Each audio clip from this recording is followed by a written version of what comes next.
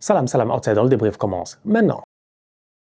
Arsenal l'emporte aujourd'hui 5-2 à l'extérieur sur le terrain de West Ham. Top performance de la part des Gunners. Franchement, un match maîtrisé de fond en comble, du début à la fin, from end to end. En fait, cette équipe d'Arsenal-là n'a jamais paniqué. Donc, j'ai envie de commencer automatiquement par les 2 buts qu'on a encaissés. En fait, de temps en temps, on fait les tocards. Mais c'est bien de faire les tocards dans certains matchs parce qu'automatiquement, ça permet quand même à cette équipe-là de se rappeler que chasse le naturel, il revient au galop. De temps en temps, naturellement, on n'est pas concentré. Et donc, de temps en temps, on prend des buts qu'on ne doit pas prendre.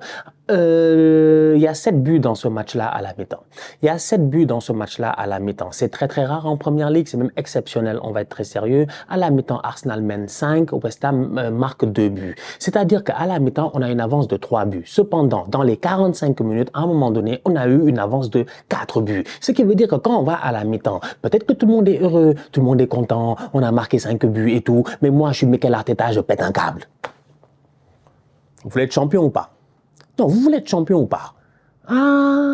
Ah oui, Saka a fait un bon match. Donc, on doit les saluer eux tous. On doit dire bravo et tout. Non, ça ne m'intéresse pas qu'ils mettent 5 buts à West Ham. Mais c'est normal. La dernière fois qu'on a joué au West Ham, on est allé chez eux. Vous-même, vous savez, on s'en rappelle nous tous. À la mi-temps, on mène combien? 5, je pense. Et à la mi-temps, qu'est-ce qui se passe? Le stade se vide. Eux tous, ils ont quitté le stade. Tous les supporters de West Ham étaient partis. Miskin, les pauvres, ils avaient été traumatisés. Ils avaient été humiliés à domicile. Donc, quand on revienne face à West Ham, d'autant plus que leur coach n'est même pas là. Lopetegui, il est en tribune. Il peut pas, je sais pas, il est suspendu ou quoi que ce soit. Il est obligé de parler au téléphone et tout ça avec ses adjoints et tout. Le coach n'est pas là, c'est compliqué, c'est pas l'équipe la plus dangereuse du championnat, donc je m'attends à ce que mon équipe gagne. Donc le fait qu'on mette 5 buts à West Ham, franchement, bravo. Mais avant de venir sur le positif, j'ai des problèmes avec le négatif. Mais Calafiori, Trossard, mais comment ils font pour que Bissaka claque ce but? Comment Carlos Soler, Allez revoir l'action. Non, en fait, c'est-à-dire que tout le monde est dans l'euphorie, quoi. Mais allez revoir l'action. Comment Carlos Soler, il passe comme ça, comme du n'importe quoi? Il voit une passe que je te dis, il n'y a aucun de mes boys qui est capable de se gérer pour bloquer couper cette passe-là. Aucun. Et derrière, tu as Bissaka qui quitte la défense, qui fait un débordement de malade, qui fait un appel de fou. Tu as l'impression que lui et Soler, ils sont connectés depuis le début de l'action. Mais malheureusement, nous, de notre côté, on est déconnectés. Parce que tu n'as ni Calafiori, ni Trossard qui réussissent à être assez alertes pour essayer de bloquer Van Bissaka, qui vient claquer en plus un superbe but face à Raya. Donc du coup, tu te dis, le premier but que tu encaisses là encore une fois, c'est des erreurs que moi, j'ai pas envie de voir. 5-0, 6-0, 7-0, 8-0, 9-0, 10-0, quel que soit le score, j'ai pas envie de voir ça. Le deuxième but, j'en veux quand même un tout petit peu à l'arbitrage. C'est dommage. Declan Rice, quoi? Excès d'engagement. Le tacle est propre, il prend le ballon. C'est quoi? Il a taclé le boy. Mais si on te tacle. Mais on t'a taclé, on a pris le ballon. Tu tombes et puis on donne faute. Pourquoi? Peut-être excès d'engagement, je ne sais pas. Bref, il y a un coup franc. Emerson vient, il claque un coup franc sous la barre transversale. C'est difficile pour Raya. Donc, ils ont marqué 2 buts aujourd'hui. Donc, j'avais envie de commencer par cela. J'ai envie d'être champion d'Angleterre. On est de retour à 6 points de Liverpool, qui n'a pas encore joué face à Manchester City. Ils vont jouer ce week-end. Tout est possible. Si City gagne, City repasse devant Arsenal. Si City fait match nul face à Liverpool, Arsenal reste deuxième. Et derrière, je pense que même Brighton peut repasser. Mais bref, ça rend les choses intéressantes. Arsenal est de retour. On a mis 13 buts lors de nos 3 dernières rencontres. Le dénominateur commun de ces 13 buts-là, c'est qui? C'est Martin Odegaard.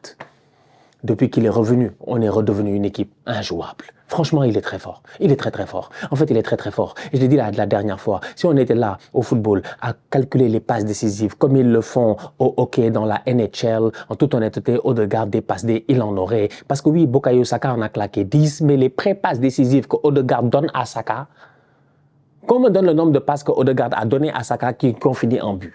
Mais c'est incroyable. Mais c'est incroyable, il est trop fort. Il a une vision de jeu. Les petits ballons, la connexion, la fluidité, il est toujours là. Odegaard est constamment une solution. Tu es bloqué, tu n'as pas de solution, tu es sur le côté, tu ne sais pas quoi faire. T'inquiète, pas besoin de stresser. Il suffit juste que tu appelles le génie qui s'appelle Martin Odegaard qui va débarquer et venir t'offrir une solution.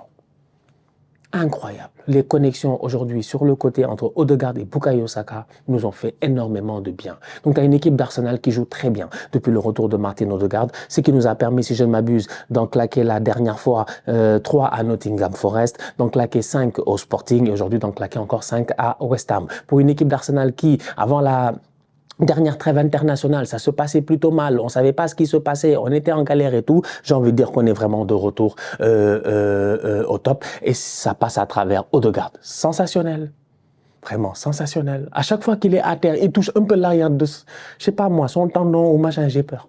Aujourd'hui, à un moment donné, la terre, il a touché, j'ai dit Martin, qu'est-ce qu'il y a? Martin, qui t'a blessé? Martin, s'il te plaît, ne te blesse pas. Et Dieu merci, il ne se blesse pas. Que dire de Bukayo Saka? Depuis le début de la saison, je ne sais pas. J'ai l'impression que, en fait, Bukayo Saka, je l'ai dit, vous ne la respectez pas, en fait. Vous ne la respectez pas. Les gens ne put pas some respect on Saka. Saka, est-ce que ce n'est pas le meilleur joueur ou un des meilleurs joueurs de ce championnat-là? Sans aucun doute, en fait, tu peux fermer les yeux et dire Bukayo Saka. Vous voyez ce que Saka fait chaque saison. Vous voyez les performances de Saka. Vous voyez comment il est facile dans ses dribbles, comment il réussit à prendre souvent l'ascendant, mais comment il est intelligent. En fait, il ne cherche pas les choses compliquées. Il va souvent dans la simplicité. Mais au-delà de cela, c'est un passeur. C'est-à-dire que Saka, il a donné un penalty aujourd'hui à Odegaard. Il aurait pu mettre plus de buts dans la saison. C'est pas si grave que ça, mais c'est un passeur. En fait, Saka est ce qu'on appelle un meneur de jeu. C'est un ailier meneur de jeu. C'est un meneur de jeu dans la largeur. C'est ce genre de joueur-là. C'est pas un meneur de jeu dans le centre. C'est pas ce joueur. Ça c'est Martin Odegaard. C'est lui le meneur de jeu dans le centre qui est obligé d'aller à gauche, à droite, de créer ces liens-là. Bukayo Saka, tu le perches là-bas. Il crée le jeu. Plusieurs fois, il l'a fait cette saison. 10 passes décisives. Au-delà des corners qui sont frappés, ça me permet aussi de parler du danger d'Arsenal. En fait, quelle équipe a mis en Europe plus de buts sur corner ou coup de pied arrêté que nous durant j'ai envie de dire, ces 2 dernières saisons? Est-ce qu'il y en a? Je ne sais pas, dites-moi. Dites-moi s'il vous plaît, dites-moi dans les commentaires, qui a fait mieux que nous? À chaque fois qu'on arrive en corner, c'est la terreur, les gens ont peur. On arrive, on débarque, c'est la terreur. T'es défenseur central, tu vois Gabriel en train de venir, tu vois Saliba en train de venir, tu vois Timber en train de venir, tu vois Calafiori en train de venir. Tu as déjà les Kai Havertz et tout ça que tu dois gérer, des gars de 1m90 et quelques. Au-delà de cela, ça commence à discuter, à chuchoter en mode, ouais, moi je vais au 2e poteau, non, toi tu vas au 3e poteau. Ok, d'accord, tu te rappelles de ce qu'on a fait à l'entraînement? Ouais, Jover, il avait dit si on fait ça, machin, tout ça. Les gars sont là, ils parlent dans ton oreille, tu sais pas ce qui se passe, on t'amène au 4e poteau. Il y en a que 2 dans un terrain de football, mais nous apparemment on en crée 2 autres. On les amène au 4e poteau. Et là, West Ham, ils ne comprennent pas. La surface de réparation, le box en face du gardien est totalement vide. Il n'y a personne. On n'a pas besoin d'être là. On s'en fout. On est en dehors de la surface de réparation. Frappe le corner Bukayo Saka. Tu vas voir ce qui va se passer. Gabriel va quitter là-bas. Il a Antonio au marquage. Antonio n'est pas fou. Antonio sait qu'il a Gabriel. Antonio doit garder Gabriel. Il ne peut pas. 35 boys sont arrivés en même temps.